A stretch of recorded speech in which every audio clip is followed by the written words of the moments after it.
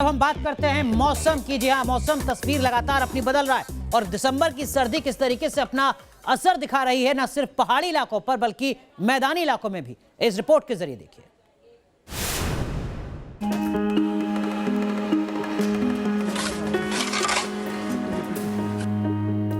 पहाड़ों में भारी बर्फबारी, हर तरफ बर्फ की मोटी चादर, पहाड़ों पर स्नो अटैक, माथा के दरबार में जबरदस्त स्नोफॉल, उत्तर भारत में शीतलहर का कहर। उत्तराखंड से लेकर हिमाचल प्रदेश और जम्मू कश्मीर तक हर तरफ बस बर्फ ही बर्फ दिखाई दे रही है। माइनस में तापमान है, जिससे लोगों की मुश्किलें बढ़ चुकी हैं। ये तस्वीर देवभूमि उत्तराखंड के उत्तरकाशी की है और यहाँ जमकर बर्फबारी हुई। पेड़ों से लेकर तमाम आशियानों को बर्फ ने अपनी आगोश में ले लिया। उत्तरकाशी में बर्फबारी से पूरे इलाके की तस्वीर बदल चुकी है। मौसम विभाग का कहना है कि आने वाले कुछ दिनों में यहाँ के हालात नहीं बदलने वाले। भारी बर्फबारी सैलानियों के लिए तो अच्छी खबर हो सकती है, लेकिन स्थानीय नागरिकों की मुश्किलों में इजाफा हो रहा है। ठंड से निजात पाने के लिए अलाव ही एकमात्र सहारा बचा है। वैसे प्रकृति सिर्फ उत्तराखंड ही नहीं बल्कि हिमाचल प्रदेश में भी अपना रंग रूप बदल रही है। बर्फबारी की ये तस्वीर हिमाचल के सोलन के चायल की है, जहाँ सीजन की पहली बर्फबारी देखने को मिली। सफेद आफत से ट्रैफिक व्यवस्था बंद पड़ी है। यहाँ गाड़ियां जगह जगह फंसी हैं। सिर्फ सोलन ही नहीं बल्कि शिमला में भी स्नोफॉल हो रहा है। इस इलाके की तस्वीर बदल चुकी है। वहीं जम्मू के कटरा स्थित वैष्णो देवी के दरबार में भी रविवार रात को मौसम की पहली बर्फबारी हुई। पहाड़ों में लगातार हो रही बर्फबारी की वजह से मैदानी इलाकों में शीतलहर का प्रकोप शुरू हो चुका है। मौसम विभाग की माने तो उत्तर भारत में कोल्ड अटैक से मुश्किलें और बढ़ने वाली है। अभी हमारे पास वेस्टर्न डिस्टर्बेंस का प्रभाव आज से ख़त्म हुआ है, जो कि इफेक्ट करता पूरे नॉर्थ वेस्ट इंडिया को और मैदानी भागों को। उसके चलते अभी कल सवेरे से हमारे पास तापमान में गिरावट आएगी और अगले ये 3-4 दिनों तक गिरावट रहेगी। 31 के मॉर्निंग तक हमारे पास निश्चित तौर पे जो दिल्ली एनसीआर का तापमान है वो गिरेगा। वहीं दिल्ली के अलावा राजस्थान के हिल स्टेशन माउंट आबू भी ठंड की मार से ठिठुर रहा है। यहाँ भी हल्की बर्फ जमी है। न्यू ईयर में पूरे उत्तर भारत में शीतलहर की भविष्यवाणी की गई है, यानी मुश्किलें अभी और बढ़नी है। Team news nation. चलिए बात करते हैं जम्मू कश्मीर की, जहां जम्मू में खासकर जो भर्ती है सेना की वो शुरू हो चुकी है और इसका मकसद बेहद खास है। क्या कुछ इसका मकसद है, इस रिपोर्ट के जरिए जानिए।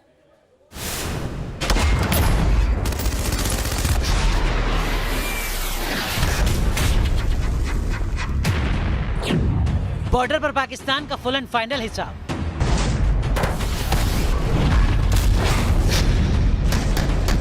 निर्दोष नागरिकों पर गोली चलाने वाली पाकिस्तानी फौज का होगा काम तमाम।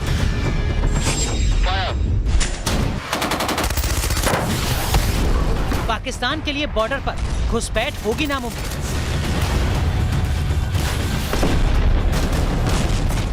जम्मू कश्मीर में बॉर्डर बटालियन की भर्ती।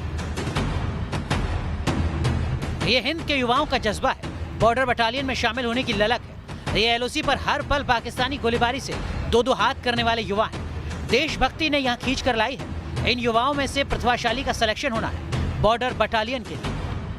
पाकिस्तान से सटे जम्मू कश्मीर के बॉर्डर को जल्द ही एक मजबूत दीवार मिलने वाली है और ये दीवार क्या है वो आप यहाँ पर तस्वीरों में देख सकते हैं। दरअसल ये जो बच्चे हैं ये सब बॉर्डर के बच्चे हैं, जो यहाँ पर जो बॉर्डर बटालियन के लिए रिक्रूटमेंट हो रही है उसमें यहाँ पर हिस्सा लेने पहुंचे हैं। बॉर्डर के 10 किलोमीटर के दायरे में रह रहे युवाओं को भर्ती में हिस्सा लेने का मौका दिया गया है। इन्हीं लोगों में से सिलेक्शन किया जाना है। भर्ती में शामिल होने आए युवाओं का जोश देखते ही बनता है। हम हमेशा इनका मुकाबला करते हैं। हम सोचते हैं कि हमारी जल्दी से जल्दी ये रिक्रूटमेंट जल्दी प्रोसेस कंप्लीट होए, हम भी एक पार्ट बने जेकेपी का। अरे बहुत सक्सेसफुल होगी हम सब बच्चों के लिए। ये तो बहुत ही शानदार मौका होगा कि बॉर्डर बटालियन के लिए हम जाएंगे और पाकिस्तान के साथ में लड़ सकेंगे। अभी जम्मू से सटी बॉर्डर के युवा भर्ती में हिस्सा ले रहे हैं। इसके बाद घाटी के बॉर्डर वाले इलाकों में भर्तियां होंगी।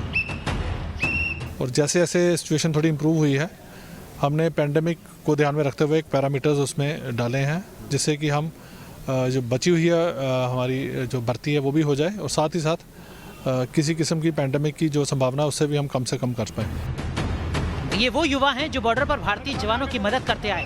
इन्हें सीमावर्ती इलाकों की बारीक जानकारी रहती है। बॉर्डर पर अभेद रक्षा कवच तैयार हो, इसी के लिए बॉर्डर बटालियन का गठन हुआ। 1350 युवाओं को बॉर्डर बटालियन में शामिल किया जाएगा। इससे पहले 2 महिला बॉर्डर बटालियन की भर्ती प्रक्रिया पूरी हो चुकी है। सारी जानकारी है कि बॉर्डर पे किस इलाके में किस तरह की कोशिशें जो है वो पाकिस्तान करता रहता है। ऐसे में जब इनकी डिप्लॉयमेंट बॉर्डर पर होगी तो आप अंदाज़ा लगा सकते हैं कि पाकिस्तान जो है और जो उसके मंसूबे हैं उन पर पूरी तरह से पानी फिर जाएगा। वीडियो जर्नलिस्ट इजाज अहमद के साथ शाहनवाज खान, न्यूज़ नेशन, जम्मू। और अब बात हिंदुस्तान की मिलिट्री डिप्लोमेसी की। आर्मी चीफ जनरल नरवणे 3 दिन के दौरे पर साउथ कोरिया के लिए रवाना हो चुके हैं और इस दौरे से धोखेबाज चीन में खलबली मच चुकी है। क्या है इसकी वजह, इस रिपोर्ट के जरिए जानिए।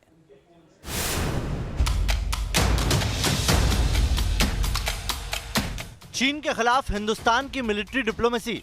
चीन के कट्टर दुश्मन साउथ कोरिया के दौरे पर आर्मी चीफ। एलएसी पर पिछले 7 महीने से शातिर चीन की चालबाजी और घात जारी है, लेकिन हिंदुस्तान के वीर जवान चीन को उसकी हर गुस्ताखी का करारा और मुंहतोड़ जवाब दे रहे हैं।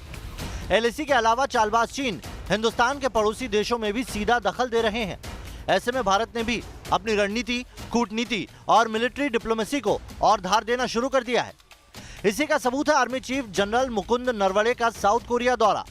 साउथ कोरिया और चीन की अदावत किसी से छिपी नहीं है।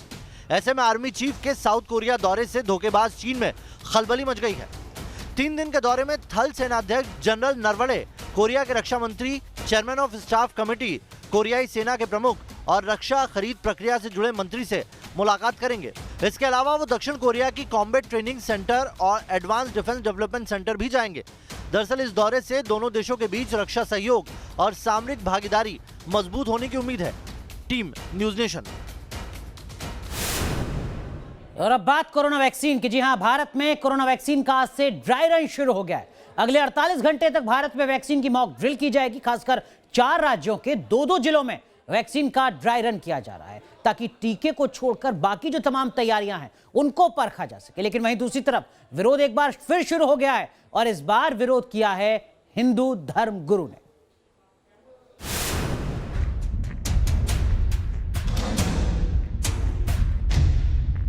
कुछ इसी तरह कोरोना वैक्सीन प्रोग्राम लॉन्च होगा। ये कोरोना वैक्सीन प्रोग्राम का ट्रेलर है।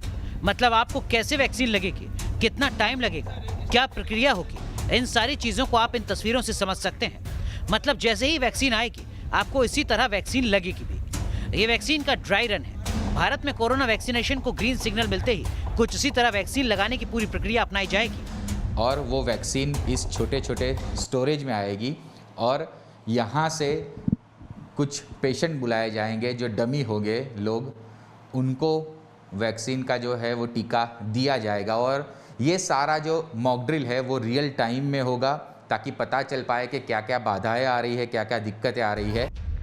पंजाब, गुजरात, आंध्र प्रदेश और असम, ये वो 4 राज्य हैं जहां वैक्सीन लाने से लेकर ड्राई रन शुरू किया गया है ताकि जब वैक्सीन आए तो कोई गलती ना हो। पंजाब, आंध्र प्रदेश, गुजरात और असम के 2-2 जिलों में ड्राई रन के तौर पर जो है ये सेवा जो है वो शुरू कर दी है। आज और कल में अगर पंजाब की बात करें तो ड्राई रन शुरू हो गया है और आज सिर्फ जो डाटा एंट्री है यानी कि 2 जिलों में जितने भी सेंटर्स बनाए गए हैं और उसमें से 5 सेंटर ऐसे रखे गए हैं जहां पर 25 लोगों को बुलाया जाएगा। वैक्सीन के ड्राई रन में क्या हो रहा है इसे तफसील से समझिए। पहला स्टेप, ड्राई रन की साइट पर जिन्हें टीका लगेगा उनकी लिस्ट बनी है। 25 लोगों को चिन्हित किया गया है। दूसरा स्टेप, एक का ड्राई रन में शामिल लोगों को बुलाया जाएगा। सीओ विन ऐप के जरिए टीका लगाने वाले शख्स का डेटा वेरीफाई होगा। तीसरा स्टेप, ड्राई रन की साइट पर डमी मरीज को टीका लगाया जाएगा। चौथा स्टेप, जिस डमी को टीका लगेगा उसे 30 मिनट तक निगरानी में रखा जाएगा ताकि टीका लगने के बाद कोई साइड इफेक्ट ना हो, इसकी जांच हो सके। और 5वां स्टेप, वैक्सीनेशन से जुड़े लोग सीओ विन ऐप पर टीका लगाने वाले का डेटा अपडेट करेंगे। इस पूरी प्रक्रिया में 1 से 2 घंटे लगेंगे। ड्राई रन के अंदर कोई दवाई हमारे पास नहीं आई है, सिर्फ हम जो कोल्ड चेन के बक्से हैं उनको कैरी करेंगे। पूरा स्टाफ जाएगा। 25 जो वर्कर जिनको एक्चुअल वैक्सीन लगनी है वो लोग आएंगे, उनको ऑनलाइन हम चेक करेंगे।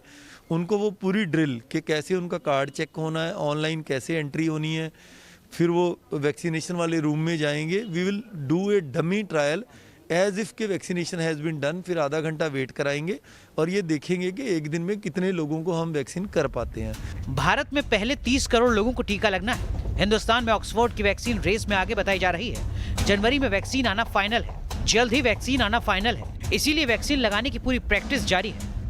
इस बीच कोरोना वैक्सीन को लेकर विवाद भी थमने का नाम नहीं ले रहा है। हिंदू महासभा के स्वामी चक्रपाणी ने काऊ जिलेटिन का मुद्दा उठाकर नई बहस छेड़ दी है। देखिए, अभी जिस प्रकार से मुझे सुनने में आया है और खबरें आ रही हैं कि जो अमेरिका में वैक्सीन कोरोना के बन रहे हैं और दवा बन रहे हैं, उसमें गाय के खून की प्रयोग किए गए और गाय के खून का इस्तेमाल किया गया, कुछ चर्बी के भी आ रहा है। मैंने महामहिम राष्ट्रपति जी से कहा है कि किसी भी तरीके से जो कोरोना आ रहा है तो उसकी कंपनियों से और सरकार से स्पष्ट या स्पष्ट किया जाए कि उसमें कोई भी ऐसे पदार्थ या कोई भी ऐसी चीज मिलावट नहीं है जिससे हिंदू सनातन धर्म की भावना को आहत करता है। पहले मुस्लिम संगठन और अब हिंदू महासभा ने वैक्सीन पर सवाल खड़े किए हैं। मतलब वैक्सीन को लेकर जहां एक तरफ तैयारियां की जा रही हैं, वहीं दूसरी तरफ इसे लेकर सियासत भी खूब हो रही है। Team news nation. इस पूरे साल सेहत के मोर्चे पर सबसे ज्यादा मुश्किलें अगर किसी एक बीमारी ने बढ़ाई, सिर्फ देश नहीं बल्कि पूरी दुनिया में, तो वो है कोरोना। लेकिन इस साल के आखिर तक आते आते वैक्सीन की उम्मीद बढ़ चुकी है। लेकिन ऐसा नहीं है कि हालात सुधर रहे हैं। कोरोना के इलाज के चलते बाकी बीमारियों पर जो फोकस होना चाहिए था वो कहीं पीछे छूट गया है, खासकर टीवी और मलेरिया के मोर्चे पर। ये रिपोर्ट देखिए।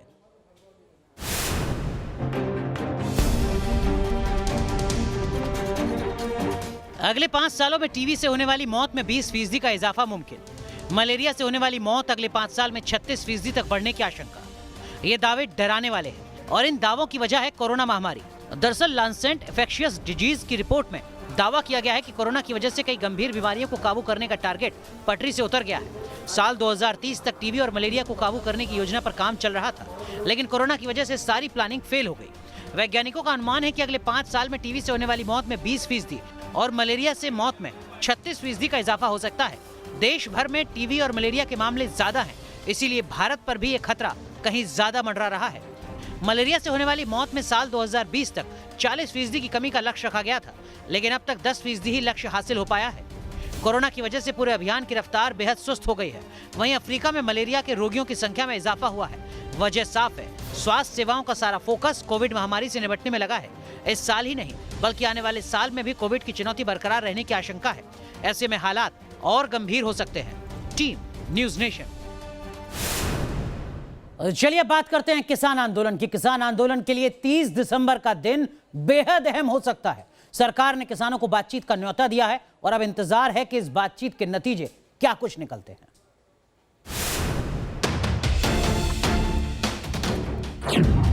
क्या नए साल से पहले आएगी अच्छी खबर? क्या 30 दिसंबर को होगा किसान आंदोलन का समाधान? कृषि कानून के खिलाफ आंदोलन के 33वें दिन भी किसान डटे हुए हैं। तकरार खत्म नहीं हुई, किसान अपनी मांग पर अड़े। वहीं सरकार लगातार बातचीत का ऑफर दे रही है। 30 दिसंबर को किसान नेताओं को बातचीत के लिए बुलाया गया है। किसान संगठन कभी नहीं चाहेगा कि किसी की विवाद को आगे बढ़ाया जाए, क्योंकि हमेशा जो पहले भी आंदोलन हुआ है तो उसका समाधान बातचीत से ही निकला है। और निश्चित रूप से किसान की नजर से आएंगे तो मैं सोचता हूँ हल पक्का निकलेगा, लेकिन राजनीतिक लोग इस हल को निकालना नहीं चाहते। किसानों से जारी तकरार के बीच केंद्र की तरफ से लगातार किसानों को सौगात दी जा रही है। पीएम नरेंद्र मोदी ने देश की 100वीं किसान रेल को हरी झंडी दिखाकर रवाना किया। ये रेल महाराष्ट्र के सांगोला से पश्चिम बंगाल के शालीमार के लिए रवाना हुई। देश की पहली पूरी तरह से ऑटोमेटेड मेट्रो, जिसको हम बोलचाल की भाषा में ड्राइवरलेस मेट्रो भी कहते हैं, इसका उद्घाटन करने का अवसर मिला। पीएम से लेकर कृषि मंत्री का दावा है कि विपक्ष किसानों को भ्रम में रख रहा है। किसान और सरकार के बीच 6 दौर की बातचीत हो चुकी है, लेकिन अभी तक की बातचीत बेनतीजा रही। अब 30 दिसंबर को कुछ समाधान निकले, सब इसी की दुआ कर रहे हैं। Team news nation. चलिए अब देश की राजधानी दिल्ली की एक और तस्वीर आपको दिखाते हैं। ये तस्वीर आज सामने आई एमसीडी से, जहां पर आम आदमी पार्टी और भारतीय जनता पार्टी के नेता आपस में भिड़ गए। देखिए जरा, ये दिल्ली एमसीडी की तस्वीरें हैं जहां पर आप देख सकते हैं जमकर हाथापाई हुई है बीजेपी और आम आदमी पार्टी के कार्यकर्ताओं में। तो दिल्ली के एमसीडी में संघर्ष देखा जा रहा है। नगर निगम कार्यालय के बीच का ये संघर्ष है जहां पर बीजेपी और आम आदमी पार्टी के कार्यकर्ता आपस में भिड़े हुए हैं। दरअसल में एमसीडी के भुगतान को लेकर ये विवाद यहां पर और ज्यादा गर्माता हुआ नजर आ रहा है। इस वक्त जो आप तस्वीर देख रहे हैं, ये जो आप तस्वीर देख रहे हैं, ये तस्वीर दिल्ली के एमसीडी की, जहां पर आम आदमी पार्टी और बीजेपी के कार्यकर्ता आपस में भिड़ते हुए।